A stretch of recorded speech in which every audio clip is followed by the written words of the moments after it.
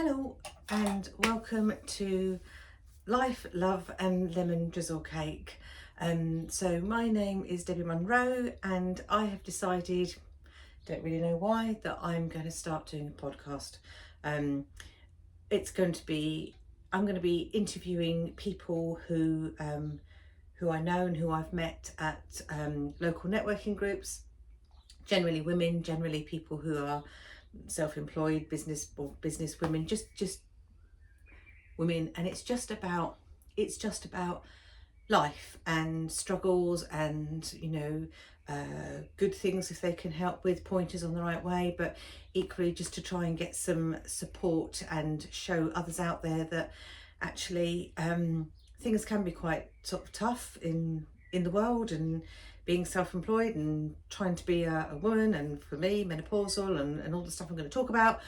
But equally, it's all an adventure, isn't it? And I try and find the light in everything. I try and have a good time.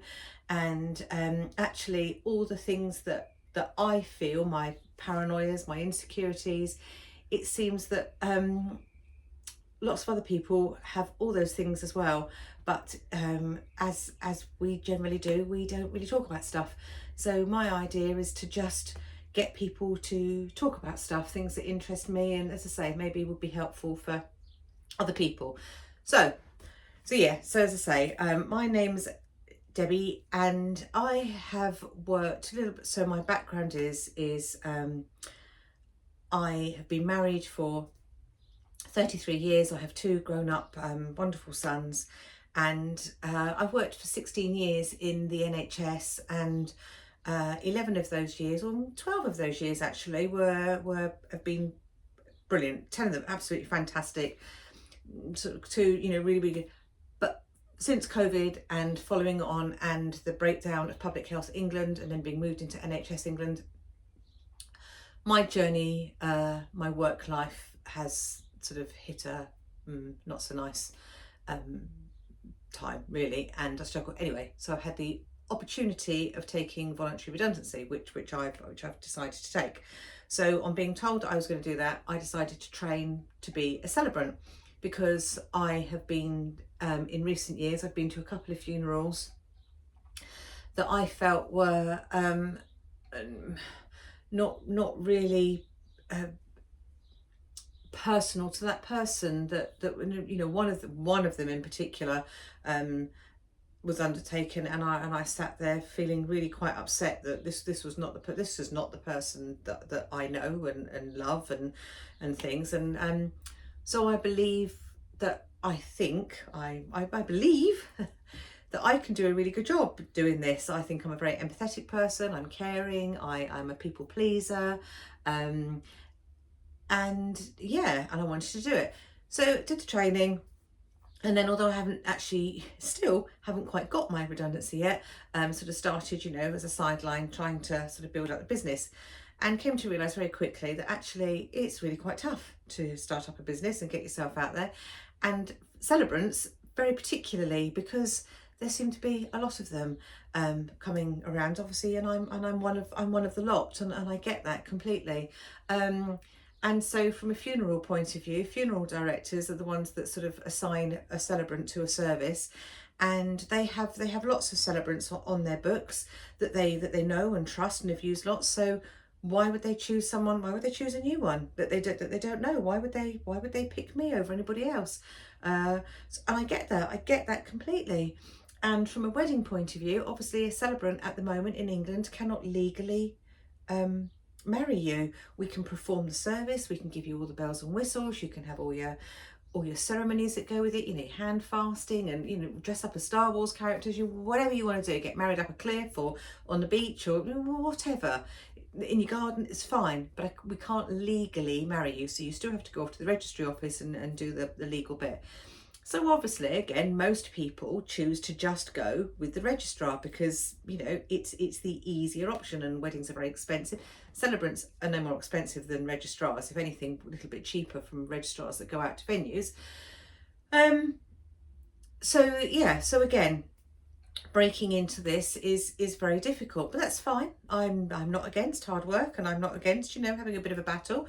It's just to explain to you that my mistakes, and one of my biggest mistakes so far was not really researching the work of a celebrant, or the amount of work that might be out there before I started doing the training. I didn't really even think about the fact of it being a swamp market, or how easy it would be to get work. I just foolishly assumed I would train to be a celebrant, and there would be work there.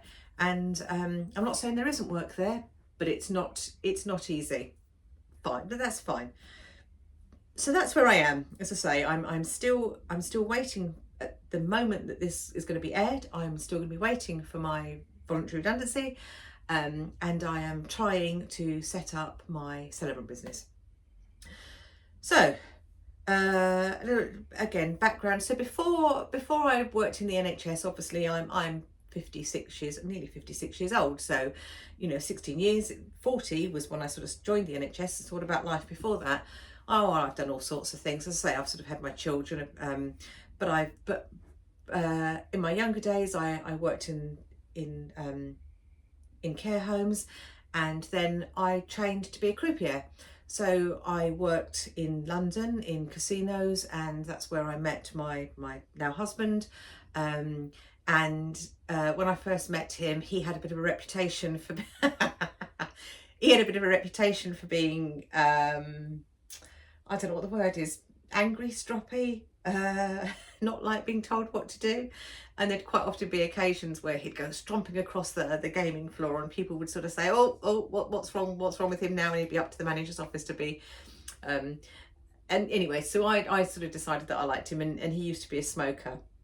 So he used to put his cigarettes always in the same spot of his breaks. He'd put his cigarette packet in the same spot. So I used to leave little, he didn't know it was me, but I used to leave little notes in his cigarettes packets, just sort of saying, smile, or things like that. And it was eventually me that asked him out. And anyway, so that's where we met. But he's from Edinburgh. So in time we moved to Edinburgh, so I've worked in casinos in Edinburgh as well. So that was like quite a big part of my younger years. And then say I had children, so I've done different sorts of jobs. I was 9 months pregnant with my first child when I was out riding my push bike in the snow doing Avon deliveries in the evenings. And then I spent some time being an estate agent. I've worked in a contact lens centre. I worked in an optician's for 10 years. That was before I joined the NHS, just the three of us, the optician and me and another admin person. Fantastic, a great time there. So I've done all sorts of bits and pieces, and me and my husband, we are prolific movers. I think we're gypsies. And normally in a relationship you'll have someone that's a little bit I can't think of the word, not sensible, and one person that's a little bit more sensible. But unfortunately in our marriage, neither of us are sensible. So if one of us says, I've got itchy feet, the other one says, where should we move to? So we have moved, we've moved, I can't count this time. I mean, we bought 14, 15 houses, but we've moved 20 times. You see this Monopoly board? This Monopoly board has got pictures of all the places that we've lived all the way around. And the last one, Mayfair, hasn't got anything on it, because that is like our dream location, which actually would be Greece. But that's not going to sort of happen in any time sort of soon. So anyway, so that's where we are. So good life. Ups and downs, we struggled when the children were young. We struggled financially. We struggled lots financially, actually, when the children were younger and things. But that's what life's about, isn't it? It is all about ups and downs. And when you think you're coming to a road and you're really, really feeling that there's just no way out, and how are you going to get out? And dear Lord, we've had some times where we've been down that road of thinking there's just sleepless nights. How are we going to do this? How are we going to manage to get to the end of the month? There is just no money. There is just no anything. But things turn around, don't things do. Just so anybody out there that's really struggling, just keep on going, because you just don't know what's around the corner. It's an adventure. Life is just it's just an adventure, and it's a game. So anyway, so that's all the back. So back to here and now. as I say, I'm generally a positive person. I'm a people pleaser. I do enjoy life. I do want to try and get the best out of it. And but I was also diagnosed 10 years ago, literally, where are we, May? Literally almost to the day, with MS, multiple sclerosis. Came completely out of the blue. I had a stressful situation at work, and I was getting some symptoms, some pins and needles and numbness and a little bit of slurring of my speech. And they decided to do an MRI, but they thought it would just be stress related. You know, they just sort of just do it as a safety kind of thing to check, and then came back and said that I had MS. So I spent the first 5 years in complete denial, deciding that they'd got it completely wrong and that I didn't, because I felt absolutely fine, thank you very much. And they hadn't done an MRI in that sort of 5 year period. So as I say, I was sort of in denial, and I told myself, I was on Medicaid. So they gave me medication. So I sort of said, that it was wrong. And then, I don't know, 5.5 years later, they said, no, you need to have another MRI scan. And I was like, I don't want one. I don't want to know, because I had this being in denial. So my consultant said to me, well, that's fine, you don't have to have one, and then you don't have any medication either. So it's like, okay, I'll have the MRI. So they did the MRI, and clearly, it confirmed that yes, I do have. So it was almost like being re-diagnosed again. So you go through that initial one, the shock of being told that you've got MS, and then telling yourself for 5 years you haven't, and then having to go through the thing of like, yeah, I have. But touch wood, as I say, it doesn't cause me day-to-day problems. It hasn't really caused me problems in major ways. But then there's lots of things in life that I don't know. So I'm also of the age where I'm menopausal. So there's lots of things that could be MS related, that could also be menopausal related. And it's like it's between the devil and deep blue sea, isn't it? Which one is which? I don't know. So I have this constant battle in my head of things that are going on, of thinking it's not MS, it must be the menopause, and it's hard. It's a shit thing really to be dealing with. But as I say, I'm fine, and I'm good, and I can do all the things that I want to do.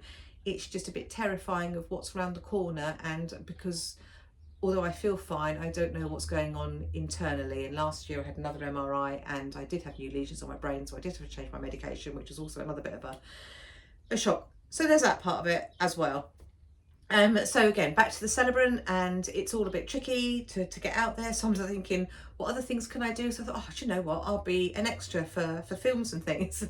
So I've joined loads of websites to try and see if there's any work being extras, and I keep applying for things. So the other day, I applied for one for being a character, just as an extra, for being a character in a doss house, and I didn't even get that. It's almost like, really, I don't even make it to be in a doss house. But that's fine, we're all going ahead. So I'm trying to think of all different sorts of other things that I can do to make money, because I don't want to go back out to work. As I say, I don't know what my future holds, so I want to live for now and try and get the best out of life as I can. So it's like, I want to be self-employed, I want to be doing things. So I was trying to think of other things that I could do, as I say, the extra work. And then so I was thinking of writing like a murder mystery script and doing that, because I do Amdram. That was another thing that I do. My big sort of hobby, my big sort of passion is acting and things, and I do Amdram, and I do lots of plays and things. So my head is full of all these different things, but in all these different things I'm also equally incredibly stressed at the moment, because I'm waiting for the redundancy, I'm trying to get self-employed, I want to do these things. And then my husband turns around and says, well, do you know what, why don't we just take the money and go travelling? And I'm thinking, no, I can't do that. There's too many complications. What complications? Well, there's complications because we've got a cat, and she's old. So, she's our cat. She's 16 years old. And I'm on medication. I have to inject myself every month, and he's on medication. And, how do we do that? And we've got a house and all the rest of it. So he's like, well, I'm sure there's ways of getting your medication. And we've got 2 sons who, have also, they've grown up with the cat. So it's fine. That would be resolvable. And we could rent the house out. So that would be, so I'm sitting there thinking, and I'm trying to, and it's like, oh, but you know what, actually, as time's going on, I'm a little bit more thinking, yeah, I might be up for this. So again, all these things in my head, all these lots of different sorts of things going on, madness. One day I feel one way, one day I feel, so I'm incredibly up and down. And I had a brilliant conversation with my son, with Sam, a while ago, and he said something to me, and it really, really hooked me. This is the last thing I'm going to say on my introduction, and then we'll, carry on. He said, he was speaking to a friend about, again, sort of emotional, how he's feeling about stuff, and his friend turned around to him and said, "You're a 1 to 10 person." And he said, "And I'm like a 4 to 7 person." So Sam was like, "I don't know what you mean." So he said, "I'm a 4 to 7 person. I don't get really emotionally high. I don't get really excitable, but equally I don't get really depressed either. I'm just pretty much in that central ground. I'm a middling person. I'm a 4 to 7 person." He said, "But you," talking to my son, he said, "you're a 1 to 10. He said, "You're either really, really up there and everything is buzzing, or you're, you can get really, really down and you have those 10s." And I thought, oh my God, that is me. I am a 1 to 10 person. I mean, I have everything in between as well, but I can be really, really up there and buzzing and excited about something, and then equally I can be crashed and thinking that everything is just the worst thing ever. And I can go from that from one day and to the next, from the top to the bottom. But I also have periods of being everything in between. But I just thought that was a really good sort of analogy, really, of emotional sort of differences in people. So I love talking to people. I've been going out networking. Oh, that's the other thing. I've only lived up here for just coming up 2 years. So I moved to a new area as well, set myself up and doing a new business when I don't really know anybody. So my sister lives locally, and my niece, which has been fantastic. So I've been going to loads of network groups. I've been meeting loads and loads of people, having fantastic conversations, but they're only little conversations, they're only bits, and I'm really interested in people's stories. So hence the podcast. It won't be me. I know it's been me rambling today, but it won't normally be me rambling. I will be talking to other people and just finding out about their lives and what's worked for them and what hasn't worked for them, and hopefully it'll be some tips for people. And equally, I will talk to people about, life, menopause, or children's issues, or health issues, and just trying to get a little bit of support for each other, having a little bit of niceness, and seeing each time that I do one whether my cake baking is going to work or not, because I'm not really a baker, but the whole lemon drizzle cake has come about because of my son's partner thought that would be a good name, and that's her favourite cake. So anyway, so that's it. That's enough for me today, and I'm hoping to do these every fortnight, to put them out every fortnight, and I hope that there might just be some sort of enjoyment from people that it's just real life, isn't it? It's just normal crap of what is out there, and what can we do to just, for me, if I just know that other people are feeling the same, it just makes me feel better. Not that they're having a crap time, but do you know what I mean? Just that it's fine to be feeling difficult sometimes, or struggling sometimes. And yeah, there we are. Enough said. Not going to talk anymore. Thank you very much. Hopefully you'll listen to me in a couple of weeks' time. My first interviewee will be Meg, my son's partner, who's a dog walker and chaperone and works with reactive dogs, and is just an absolutely beautiful person.